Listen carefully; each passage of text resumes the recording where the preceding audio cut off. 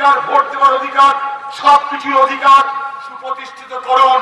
তার জন্য আপনাদের কাছে এখানে কথা দিয়ে গেলাম, প্রত্যেকটা মানুষ ভোট দেওয়ার অধিকার পাবেন।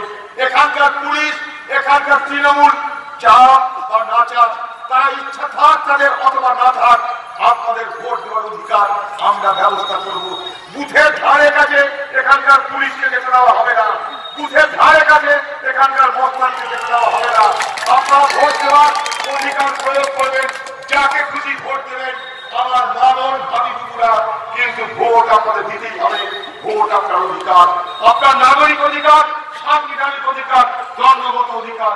যে অধিকার গত পঞ্চায়েত ভোটে বাংলার তৃণমূলের রাক্ষসরা, দানবরা, দুশ্মনরা কেড়ে নিয়েছে, সে অধিকার পুনঃপ্রতিষ্ঠিত করে আপনারা ভারতবর্ষের গণতন্ত্রকে পুনরুদ্ধার করুন। এই কথা বলে সকলকে আমার শ্রদ্ধা, ভক্তি, নমস্কার, সালাম জানিয়ে আমার বক্তব্য